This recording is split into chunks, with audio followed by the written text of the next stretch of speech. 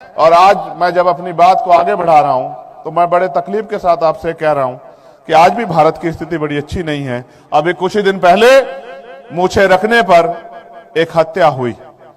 अभी कुछ दिन पहले बुलेट मोटरसाइकिल चलाने पे, आप तो यहां मर्सिडीज लेके घूम रहे हैं, मगर वहां बुलेट रखने पे, बुलेट चलाने पे एक लड़के के हाथ काट ले गए। और कल रात मैं अपने बेरिया के गुरु घर के साथियों से, भीम इंटरनेशनल फाउंडेशन के साथियों से जिक्र कर रहा था। वो मुझसे कह रहे थे कि आ जाओ भंगड़ा पालो, तो मैं उनसे कह रहा था कि मेरा मन नहीं मानता, क्योंकि जिनके समाज पे अत्याचार हो रहा हो, जिनके समाज बुरे हाल में हो, वो किस मन से भंगड़ा पाए। अगर वो धोखेबाज है कि मन में कुछ रखता हो और जबान पे कुछ रखता हो तो वो तो खुश हो सकता है, लेकिन मेरे लिए खुशी के दिन अभी आए नहीं है। मैं मानता हूं वो खुशी का दिन भी आएगा जिस दिन भारत में एक अंबेडकरवादी लाल किले से नीला झंडा लहराएगा। वो उस दिन मैंने तय किया था, मुझे पानी चाहिए, उस दिन मैंने तय किया था कि मैं आज के बाद अपना जीवन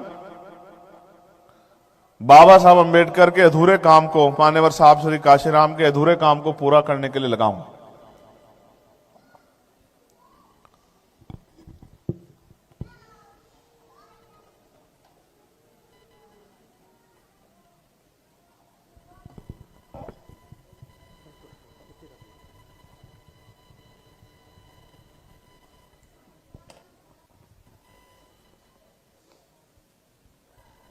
ऐसा चाहूं राज में जहां मिले सबन्नु अन्न, और छोट बड़े सब सम बसे, रविदास रहे प्रसन्न।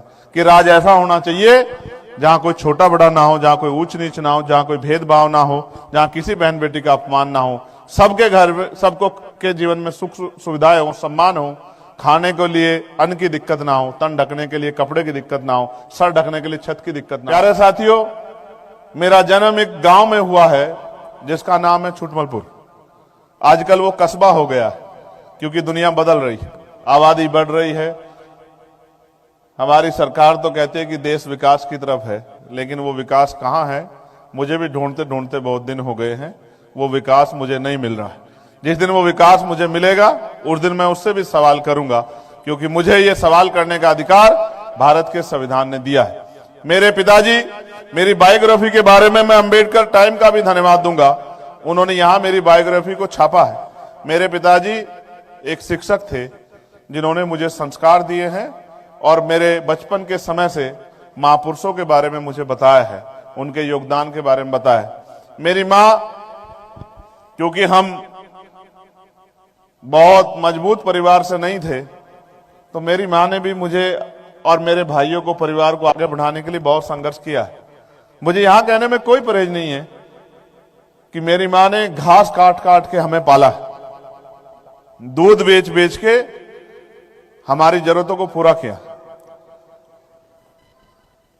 आज वो मुझसे बहुत दूर है, लेकिन उसका आशीर्वाद हमेशा मेरे साथ है।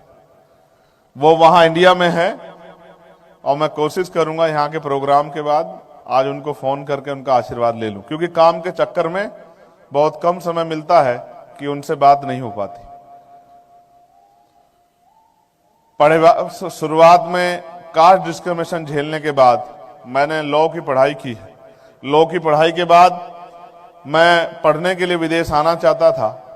अचानक मेरे पिताजी बीमार हो गए, पैसे की कमी के कारण और पॉलिटिकल पहुंच ना होने के कारण मैं उनका इलाज सही तरह नहीं करा पाया। मेरे पिता मेरे हीरो थे, क्योंकि उन्होंने कभी मेरी जरूरतों में के समय में मुझे अकेला नहीं छोड़ा। हर पिता हीरो ही होता है, वो अपने बच्चों की सारी खुशियों को पूरा करना चाहता है। मेरे पिता भी मेरे हीरो थे, लेकिन मैं अपने हीरो के लिए कुछ नहीं कर पाया।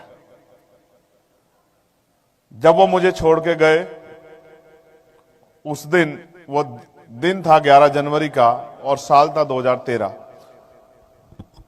उस दिन मैंने तय किया था, मुझे पानी चाहिए, उस दिन मैंने तय किया था कि मैं आज के बाद अपना जीवन बाबा साहब अंबेडकर के अधूरे काम को, मान्यवर साहब श्री काशीराम के अधूरे काम को पूरा करने के लिए लगाऊं।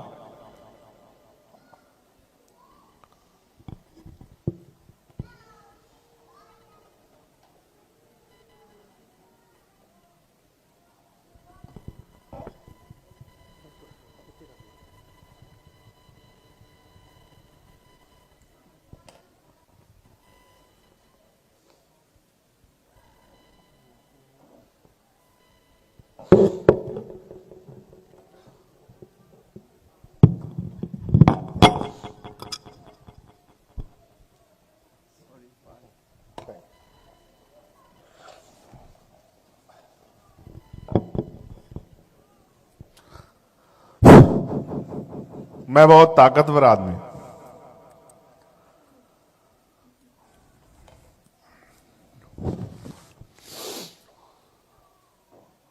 लेकिन पिता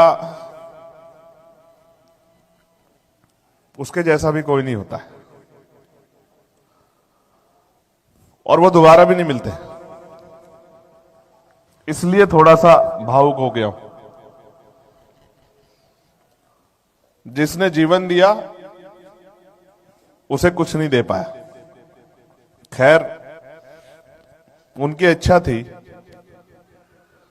और जब वो बीमारी के दौरान थे, उन्होंने मुझसे कहा था, वो मुझे विदेश तो भेजना चाहते थे, लेकिन साथ साथ उन्होंने मुझसे कहा कि आप भी विदेश चले जाओगे, वहां की चमक दमक में खो जाओगे, वहीं सेटल हो जाओगे, लेकिन पता नहीं महापुरुषों के मिशन के लिए कोई कुछ भी क्यों नहीं करता। मुझे लगा कि वो भरे मन से मुझे भेजना तो चाहते हैं, लेकिन वो मुझे एहसास भी करा रहे हैं कि मेरी जिम्मेदारी क्या है। उन्होंने मेरा नाम चंद्रशेखर आजाद ऐसे नहीं रखा, मेरे भाई का नाम भगत सिंह ऐसे नहीं रखा। ये उनकी सोच थी कि उनके नस्लें, उनके बच्चे वो अपने देश के लिए कुछ करें।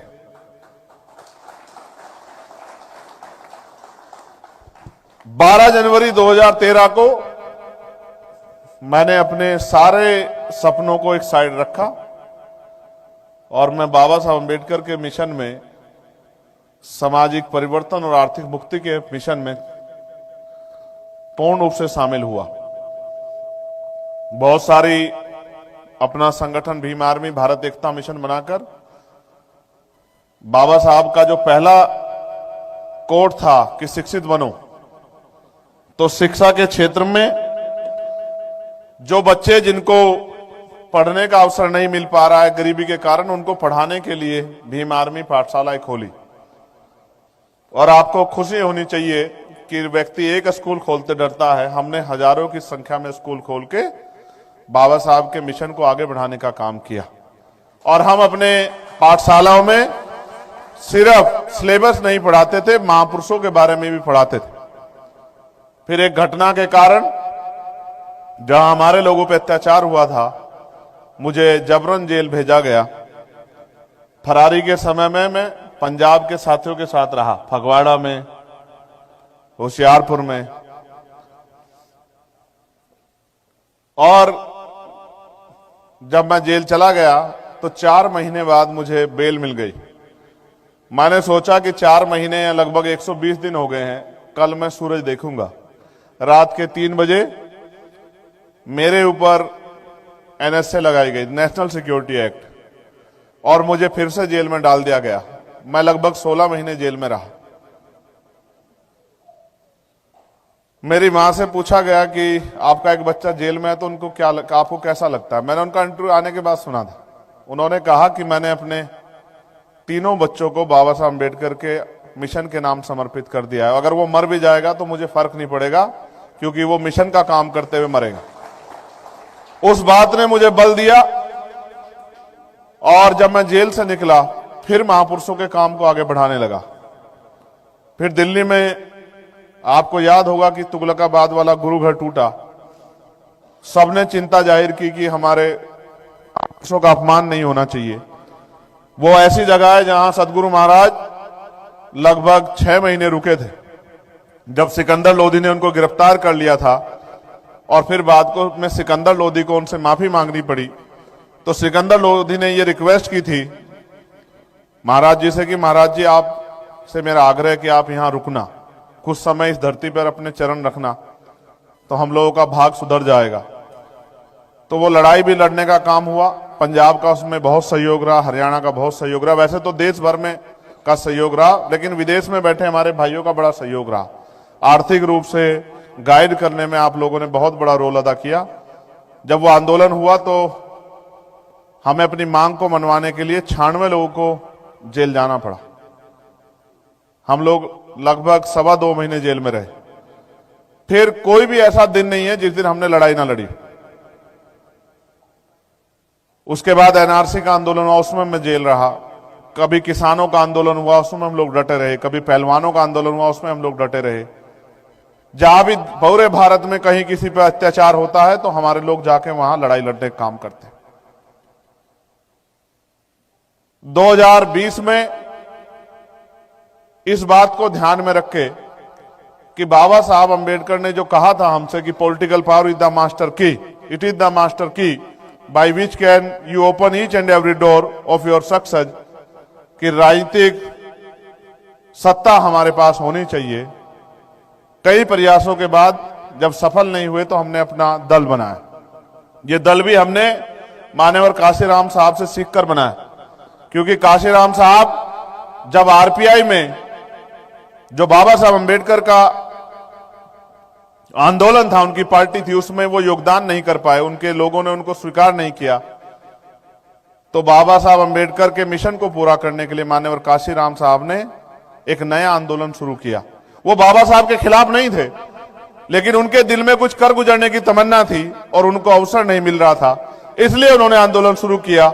जब वो शुरुआत में आंदोलन के दौर में थे तो हमारे लोग उनका मजाक उड़ाते थे, उनको कहते थे कि इस काशीराम ने अपनी नौकरी तो छोड़ दी है और हमारे बच्चों को भी हुक्मरान बनाने की बात करता है, मगर हमें तो लगता है कि हमारे बच्चों को रोजगार भी नहीं करने देगा। लेकिन एक ऐसा समय आया कि जब आपने उनकी बात पे पहरा दिया, उनका हाथ पकड़ा, तो हमने ताकत भी महसूस की और भारत की राजनीति में एक इतना बड़ा परिवर्तन भी आया कि जिनके पास चप्पल अच्छी नहीं होती थी, जिनके पास चप्पल 2 रंग की होती थी, मेरे आज भी वो दिन याद है जब पहली बार गवर्नमेंट बनी थी तो जो मंत्री बने थे उन पे चप्पल भी अलग अलग रंग की थी। उनको कपड़े भी उस दिन खरीदने पड़े। उनको देखकर गेस्ट हाउस का स्टाफ भी ये कह रहा था कि आप यहाँ कहाँ अंदर चले आ रहे हो, तो वो कहते थे कि हम मंत्री हैं। तो बोले मंत्री ऐसे होते हैं, ये तो मुझे आज ही पता लगा है। उस आंदोलन के जरिए समाज को एक शक्ति मिली और हमने उस आंदोलन में बहुत प्रयास किया कि हम रल मिलकर उस आंदोलन को आगे बढ़ाएं। लेकिन जब उन्होंने रास्ते बंद कर दिए तो मान्यवर काशीराम साहब के रास्ते पे चल के आंदोलन को आगे बढ़ाने के लिए, उनके अधूरे सपने को पूरा करने के लिए हमें वही फैसला लेना पड़ा जो मान्यवर काशीराम साहब ने लिया था कि हमें आंदोलन को रुकने नहीं देना है, क्योंकि साहब ये कहते थे कि मुर्दा लोग मिशन नहीं चलाते और जिंदा लोग मिशन को रुकने नहीं देते। मिशन को हमारे खून की जरूरत थी और हमने ये वादा किया कि हम अपना खून देकर भी बाबा साहब अम्बेडकर और मान्यवर काशीराम साहब के मिशन को सींचने का काम करेंगे, उनके सपनों को पूरा करने का काम करेंगे, उसके लिए संघर्ष करने का काम करेंगे। और फिर संघर्ष शुरू हुआ। इस बार संघर्ष खूनी हो गया और गोलियां भी खानी पड़ी। 2 साल पहले मेरे ऊपर गोली चली, 4 गोली चलने के बाद भी मैं आज आपके सामने खड़ा हूं, क्योंकि मैं मानता हूं कि जब तक सदगुरु रविदास जी महाराज का हाथ मेरे सर पर है, जब तक मेरी माँ बहनों का प्यार आशीर्वाद मेरे सर पर है, जब तक आप बड़ों का आशीर्वाद सहयोग हमारे साथ है, इतनी जल्दी हम लोग जाने वाले नहीं हैं। कोई गोली भी हमारा कुछ नहीं बिगाड़ सकती जब तक आपका हाथ हमारे सर पे है। उसके बाद 2024 में हमने लोकसभा का चुनाव लड़ा और मान्यवर काशीराम साहब का जो था 1 वोट और 1 नोट, उसके आधार पर चुनाव लड़ा। मेरी आर्थिक स्थिति ऐसी नहीं है, ना मैं किसी करोड़पति का बेटा हूं, मैं प्राइमरी स्कूल के मास्टर का बेटा हूं। और आज चुनाव में पैसे बड़े खर्च होते हैं, आप जाते होंगे, आपको पता होगा कि सरपंच के चुनाव में लाखों रुपए लगते हैं और ये तो हजारों सरपंच के बराबर है एक एमपी का चुनाव, इसमें तो करोड़ों रुपए खर्च होते हैं। लेकिन मैं धन्यवाद दूंगा कि जिस समाज में मैं बहुजन समाज में जन्मा हूं, उन्होंने एक एक पैसा देकर मुझे चुनाव लड़ाने का काम किया और वोट देकर मुझे जिताने का काम किया।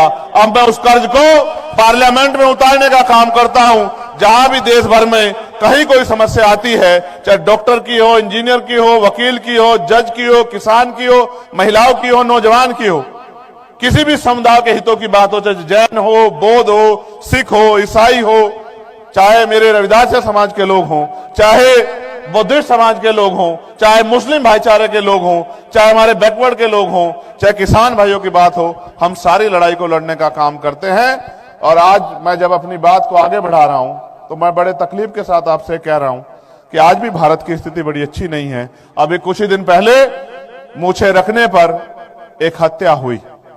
अभी कुछ दिन पहले बुलेट मोटरसाइकिल चलाने पे, आप तो यहां मर्सिडीज लेके घूम रहे हैं, मगर वहां बुलेट रखने पे, बुलेट चलाने पे एक लड़के के हाथ काट लिए गए। और कल रात मैं अपने बेरिया के गुरु घर के साथियों से, भीम इंटरनेशनल फाउंडेशन के साथियों से जिक्र कर रहा था। वो मुझसे कह रहे थे कि आ जाओ भंगड़ा पालो, तो मैं उनसे कह रहा था कि मेरा मन नहीं मानता, क्योंकि जिनके समाज पे अत्याचार हो रहा हो, जिनके समाज बुरे हाल में हो, वो किस मन से भंगड़ा पाए। अगर वो धोखेबाज है कि मन में कुछ रखता हो और जबान पे कुछ रखता हो, तो वो तो खुश हो सकता है, लेकिन मेरे लिए खुशी के दिन अभी आए नहीं है। मैं मानता हूं वो खुशी का दिन भी आएगा जिस दिन भारत में एक अम्बेडकरवादी लाल किले से नीला झंडा लहराएगा, वो दिन भी आएगा। इसलिए तब मैं भी खुशी मनाऊंगा।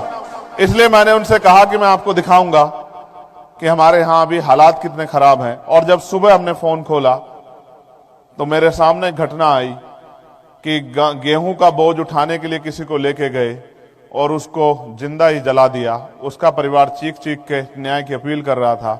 मैं सुबह ही अधिकारियों को उठ के फोन कर रहा था कि उस मामले में न्याय दिलाने का काम करना। आज मैं यहां हूं, ये सच है कि फिजिकली मैं यहां हूं, लेकिन आज भी मेरा दिल, मेरा दिमाग वहीं है जहां के लोगों की मेरी जरूरत है।